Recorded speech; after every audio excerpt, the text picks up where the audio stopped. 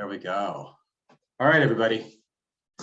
Welcome to today's Autodesk Community Conversation. We got two special guests or speakers here. It's answering your top AutoCAD queries, how-to tips. So we have Mike Fottrell and Dan Kuhmann. So next, please, we'll go through some fun welcome stuff, talking about Autodesk Community Conversations. They're virtual meetups featuring expert speakers from across the community. Sessions range from deep dives, tips and tricks, and live demonstrations on products such as AutoCAD, Revit, Dynamo, Fusion 360, to roundtables on industry with insights, emerging trends, career stories. It's about everything, and for all levels, from beginner to advanced. Next, for the fun stuff from the lawyers, the safe harbor statement is pretty simply boiled down to only make your purchasing decisions based on the products as they are today. So if Dan or Mike promise that AutoCAD is going to read your mind and you won't have to touch a mouse or keyboard, that'd be cool, but we can't make any forward-leaning promises. So make your decisions based on the way AutoCAD is today. Pretty simple one. Be fun though if it can read. It'd be a mess on my case. It'd be like splines. All right, before we begin, we've muted the lines to reduce the background noise. You can turn on your camera. It kind of gives us a in-person meeting kind of feel. You can see everybody's smiling faces or whatever, you know, cats, dogs, goats. Raise your hand using the Zoom function in the bottom right hand, and we will call on you, or you can ask your question in chat, and we will read those out as we can throughout this. This is a conversation. Let's try and keep it that. The session will be recorded and a link, not emailed, I need to edit that. It'll be posted to the event page where you're registered, as well as YouTube. Next, please. All right, introductions. I'm Sean Hurley, Autodesk Community Engagement Manager. I'm a geeky technologist in sunny Bend, Oregon. That's the east side, the non-rainy side, but apparently the lightning full side right now. I'm Mike Fottrell, just North San Francisco, and doing the test development, so QA related stuff on testing, and been around Autodesk for gosh, almost 30 years. So been here a while on a lot of different releases and a lot of different features. Welcome. And I'm Dan Kuhmann. I am Senior Manager for Software Quality Assurance. Work closely with Mike. I have not been here near as long though, about half as long. So working on it. Still a long time. I think between me and Mike, if you add our years up, you could retire. Absolutely. You know, a lot of years.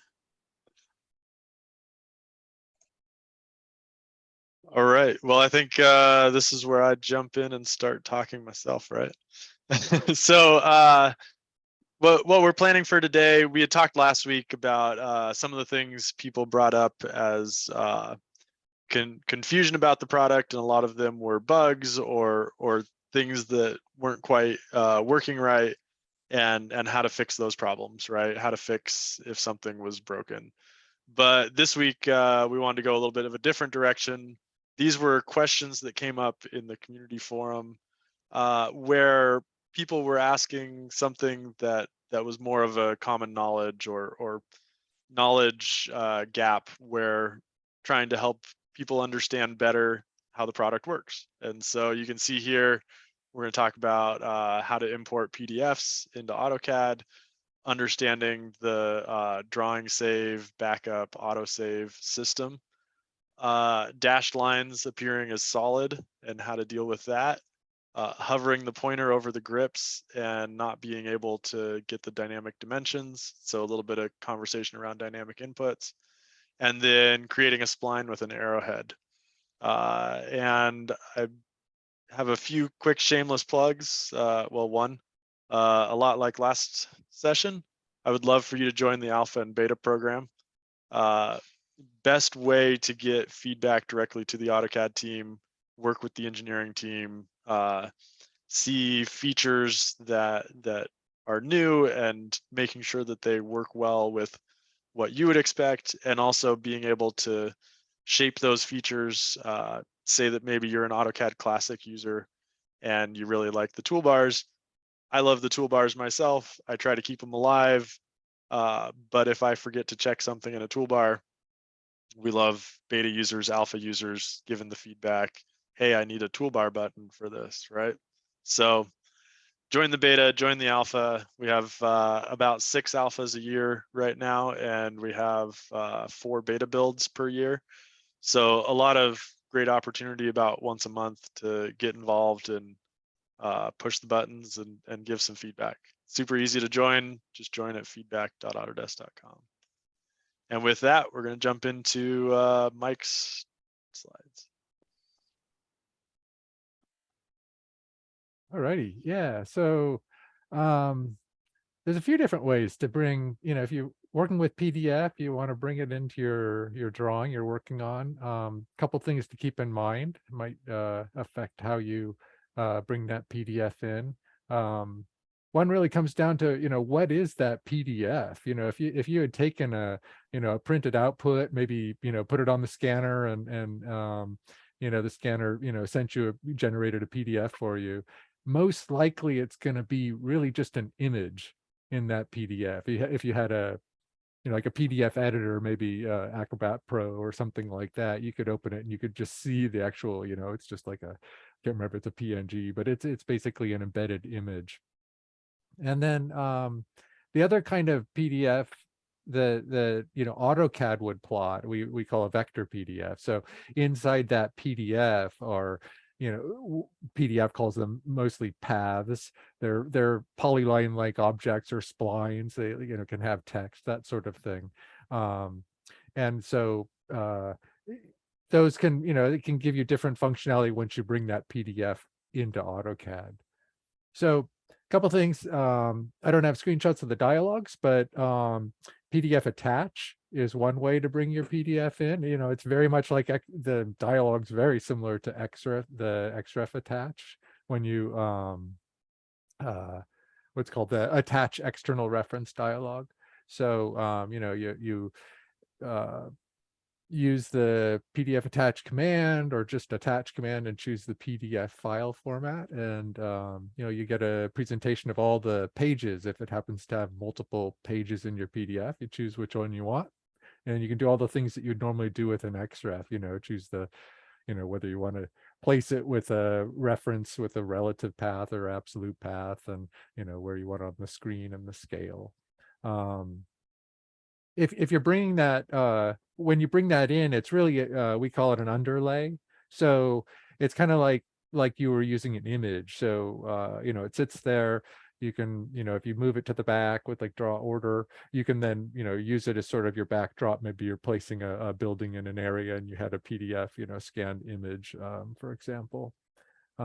If it's a vector based PDF, with the lines and polylines and that sort of thing, then you can OSNAP to that. There's a PDF OSNAP system variable. I think it's enabled by default. So that can come in handy. You just have to make sure you've scaled it correctly to how you want to work with. The other feature I'm a little more familiar with, we added, I think either in 2017 or 2017 update. It's called PDF import. And this is pretty cool. It will if you have a PDF that's a type of a vector PDF, maybe, and that's what you'd get, say, if you plotted out an AutoCAD drawing. Maybe you no longer have access to the drawing for who knows why, but you have the PDF. You really need to make some tweaks. You want to bring it in as a rough guide, what those objects were like in the original drawing. Then PDF import is probably the command you want to give a go. When you run that and you choose to select a file, you can you also get presented, if there's multiple pages in that PDF, you choose which page you want to import. It'll try to read it and attempt to identify what the page size is. So if it was created by AutoCAD, it's usually pretty accurate. It'll say ANSI A or ArchC, that sort of thing, and you can choose what to do with the objects in there. do you want to import the true type text if there's true type text? In general, that'll be checked by default, and there's some you can bring in the vector geometry, and by default there's a way that it'll try and join some of the lines and arc segments. And the reason we have to make these kind of tweaks is that, the PDF's not, it doesn't know about AutoCAD objects, it just knows the more basic stuff, like, where these splines or, what it got turned into splines or P-line type of objects. So, and that brings me to the next point. If you have some fonts in your text objects that used Shix fonts, they're going to just go to the PDF as little, what we'd call grass clippings, just little parts of the, a D would be maybe an arc and a vertical line. And, you'll have all the little components of that text. And so there's a little cleanup, but we added a command called PDF SHX text. And if you know, or you can pretty closely guess, what Shix font was used in that text originally, you can make it does a pretty good job in converting what became kind of a round trip. At some point it started as a DWG, it got printed to a PDF, you brought it back in with the PDF command, import command, and the PDF SHX text will try and do its best to convert that back into some real text, with the Shix font that you chose to try and use. So yeah, those are the PDF import, like a very quick overview. I had a couple links there. I think Sean just shared them. It's the first one, if I remember, was it's kind of about importing PDF files, and it touches on a couple things I just mentioned: PDF attach versus PDF import, how the objects in the PDF might get converted back into AutoCAD objects, and the limitations. One of the main ones is just PDF doesn't have as much precision. So, you exported something that was 6 feet, you bring it, it goes to a PDF, you bring it back in, it might be 6.002 feet. So, these are just some of the limitations that might happen. So, if you have the DWG, that's going to be your best way to preserve the fidelity. And if you can, increase the vector DPI, that's something you can, tweak your PC3, like your print to PDF PC3 that you're using, then you will be more likely to have better results, both on the dimensions of the objects you're importing, and especially in like Shix fonts, they'll convert much better if you have a higher DPI. So yeah, that's maybe next slide. Sure. All right, my favorite subject. When customers run into issues with opening and saving, often the questions end up in our queue, and try to help out there. So I have a couple file types listed here. I just wanted to go over just at a high level. There's a link. Again, this link is useful to understanding what AutoCAD does when you open or save a file, because you might see some of these extensions. You open the DWG file, but what are these other things that appear?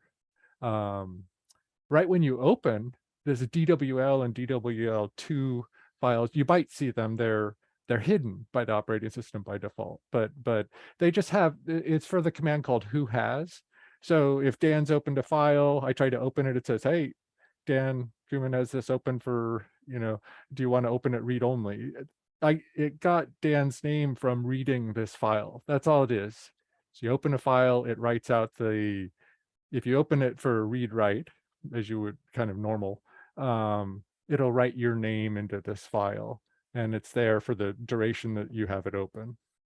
So another person opens it, they get, some information about who has it currently open.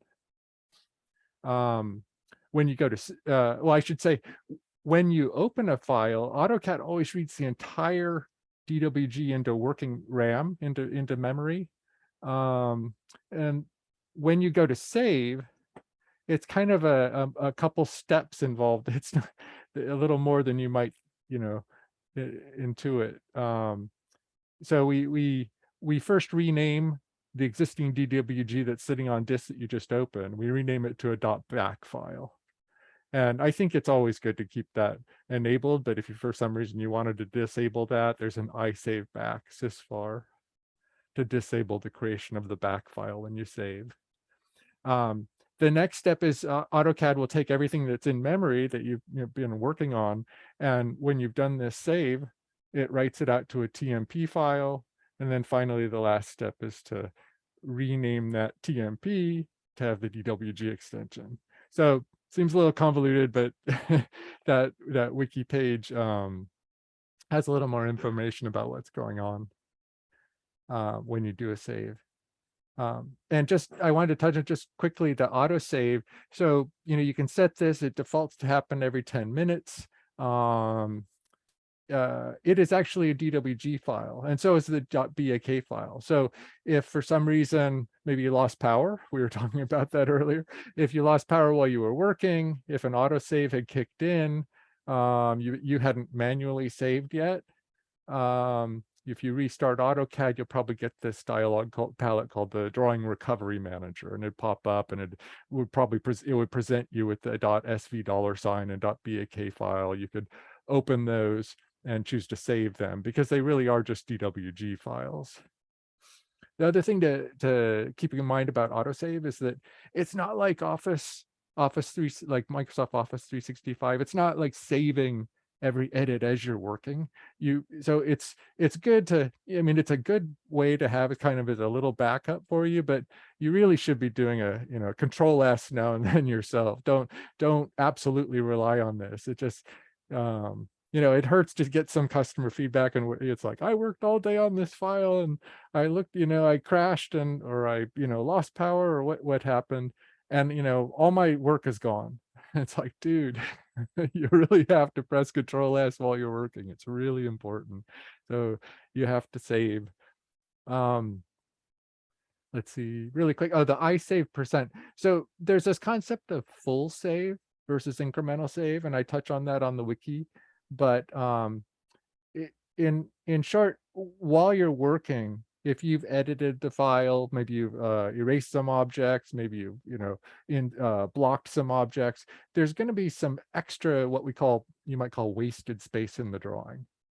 AutoCAD, when you do a Q save, your Control S key, if it identifies, hey, there's this person's just added a polyline, there's actually enough space in the drawing to just add this polyline, and they've just done a save, let's not write everything in RAM to rewrite the entire drawing. Let's just add just the most recent piece into the existing file, and it's much quicker. It doesn't transfer as much data. If you're working across a slow network, it really speeds things up. If you have isave % set to the default like 50, it's kind of a trigger point. It's not there's like a whole algorithm behind it as to how much wasted space is of, that sort of thing. And but that's a quick overview. And then going a little long here, but yeah, I just, I mentioned QSave works. Let's see, there's a save as command to save to a different format, besides DWG. Of course, you could save as a template, DWT, or DWS for standards if you're working in AutoCAD, full AutoCAD. Those are also they're both just DWG files. And then the save command works a little differently in LT and AutoCAD. Save in AutoCAD is like save a copy as another name, but don't change the file I'm actually working with right now. LT doesn't, it just kind of treats it, I think, as a Q save.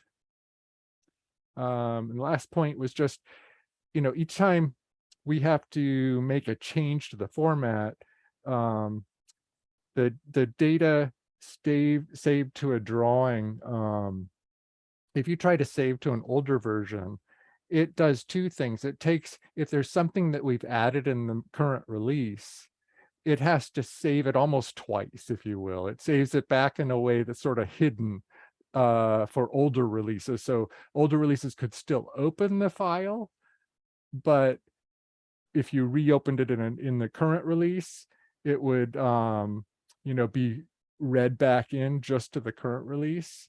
But in short, it's best if you've moved on to a new release of AutoCAD that has a newer version, it's best to save in that native format, if you will, the most recent supported by that version. You'll get some performance gains there. So that's it for those slides I had.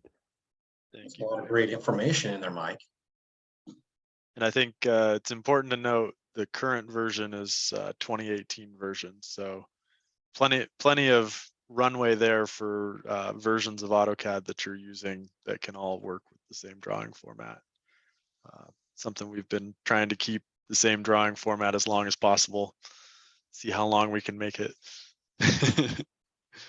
All right, let's talk about a couple other topics. So dashed lines appearing solid in AutoCAD. I had thought about all the different settings that can impact this, making sure people understand what each setting's for. So there's really 4 primary settings: the LT scale, MSLT scale, PSLT scale, and CELT scale. So you can see them all here. LT scale is setting the line type scale to be globally a certain size. So if you're working with, say, the hidden line type, and you notice that your hidden line type dashing is not showing up, it looks solid, then probably your LT scale is too small. If the line doesn't show up at all, it's too big. But if the line's showing and it looks like a solid line, it's probably that your LT scale is too small. Try sizing it out to a bigger size. Basically, every time you change by a half point increment, it will double the spacing. And so if you need the scaling to be more like a 1 to 10 scale, or if you're working in metric maybe, and you are drawing lines that are 1,000 millimeters long, that's not very long, right? That's 1 meter, but it's gonna look like the line dashing is not there because it's 1,000 in AutoCAD, right? There's no units applied in AutoCAD. And so you would want to adjust your LT scale to maybe be 1 to 10 or 1 to 100. So 10 or 100, right? Adjusting LT scale is typically what you would do for the drawing.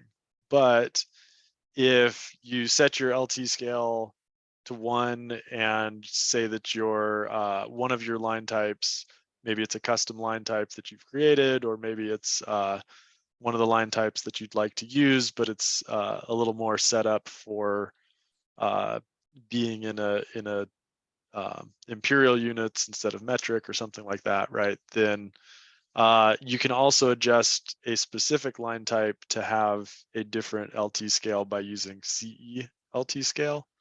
This only applies to objects drawn after that point, so don't set CELT scale and expect everything of that line type to adjust. But you can go into the line type command, you can change the line type scale there, and that's adjusting the CELT scale. You can adjust it in the properties, but basically to be able to give a specific line type a longer or shorter LT scale than other line types. So object specific typically is how you would use that one. And then you got MSLT scale, which is for your model space, and PSLT scale, which is for your paper space. When MSLT scale is set to 1, then the model space scaling for the annotation scale will adjust the line type scaling.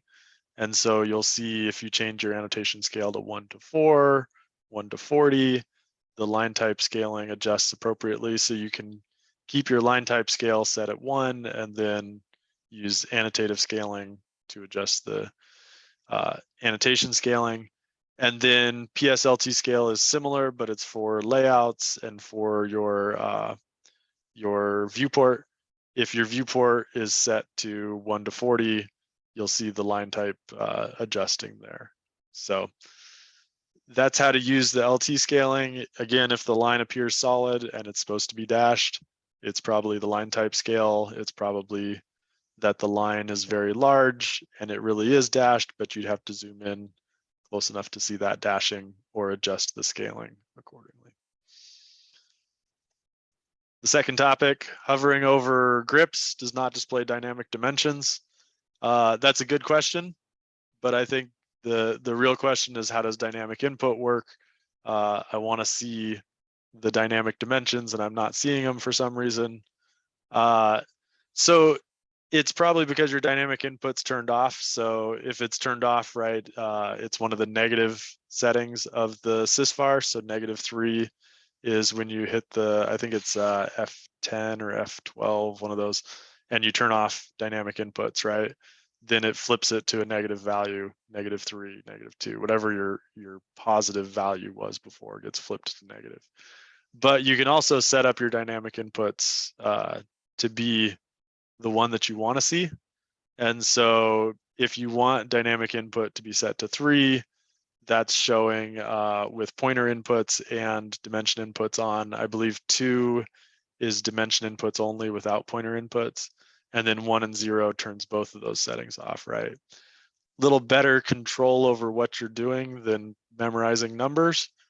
Go into the D settings, drafting settings, right? Go to the dynamic input tab.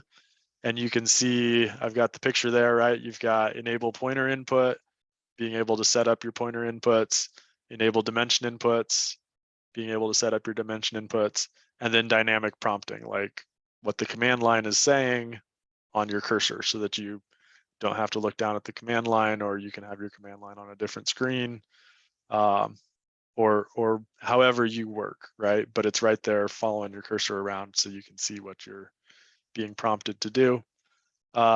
And I went in there and I clicked into the settings for the dimensions because that was the question. So with the dimensions, there's 3 ways you can set it up. You can set it up to show 1 dimension input at a time. So it's only showing the option you have. You hit the tab key, it goes to the next one. You can typically tab through about 5 dimensions before you get back to the first one again.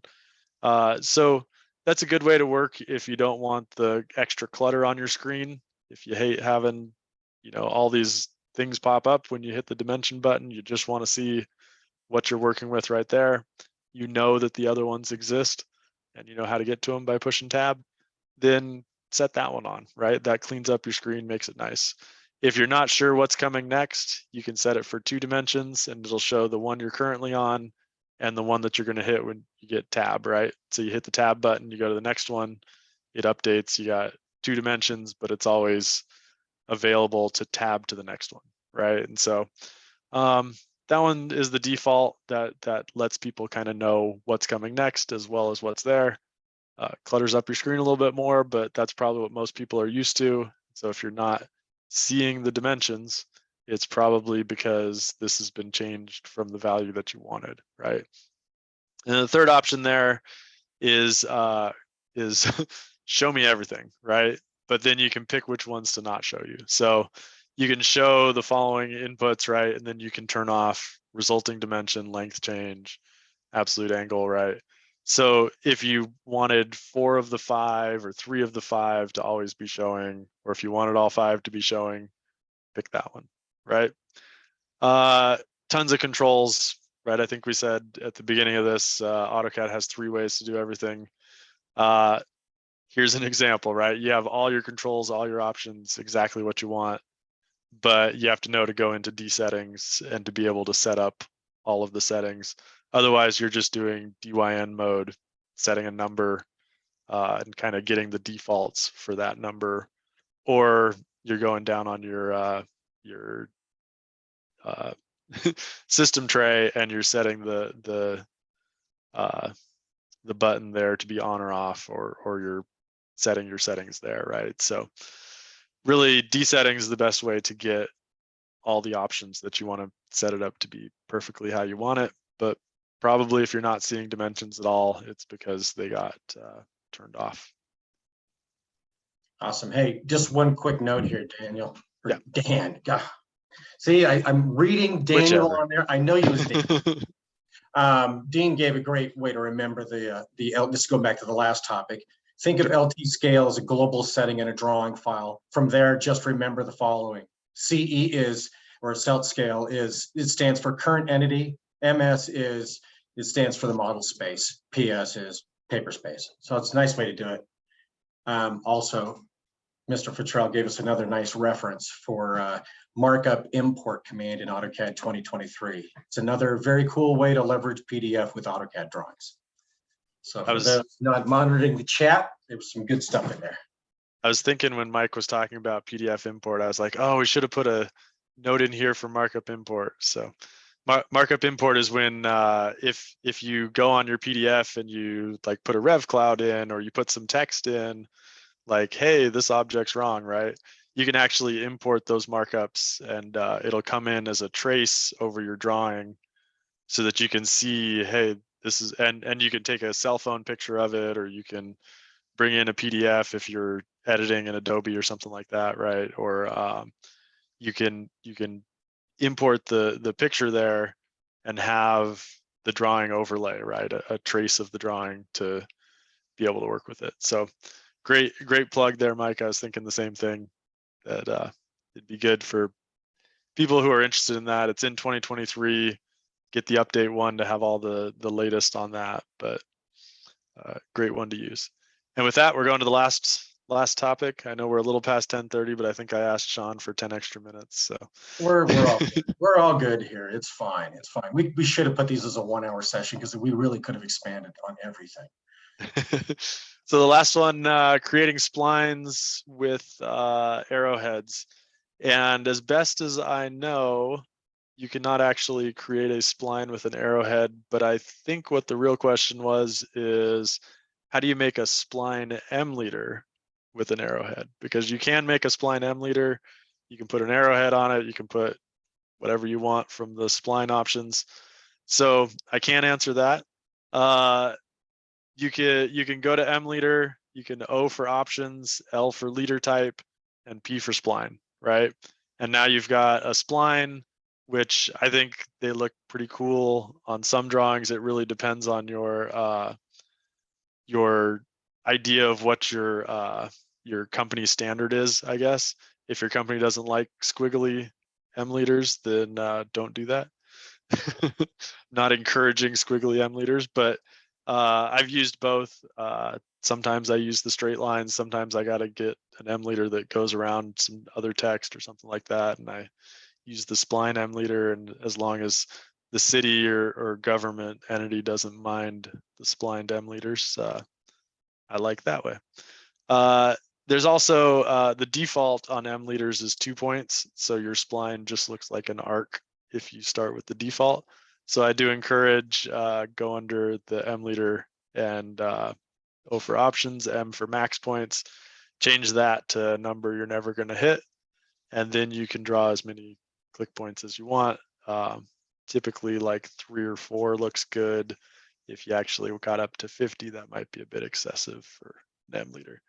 If you would like your M leader to be a true spline with an arrowhead, you can explode it, and then it'll be a spline and an arrowhead, but it still won't be a spline with a connected arrowhead. So then I guess maybe make it a block, and then you have a spline with an arrowhead.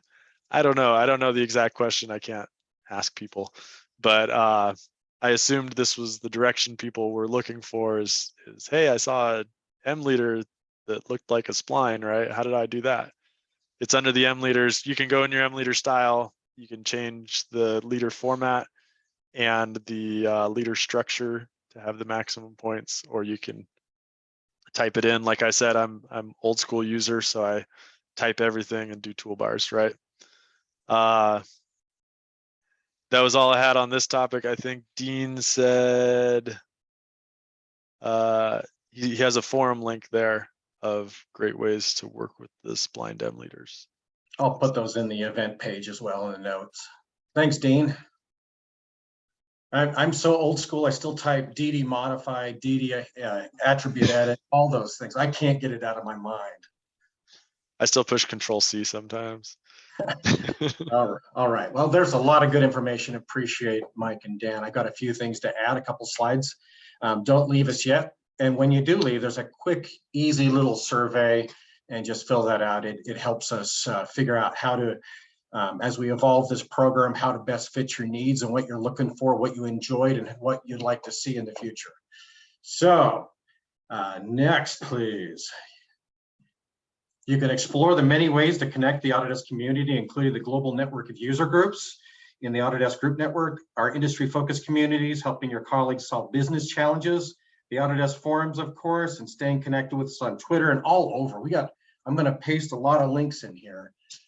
There's a lot of ways. And like Dan mentioned earlier, the feedback community. So feedback.autodesk.com. It's a community of about 350,000 customers and Autodesk employees across almost every single Autodesk product doing all kinds of things. So a lot of different ways to connect with us.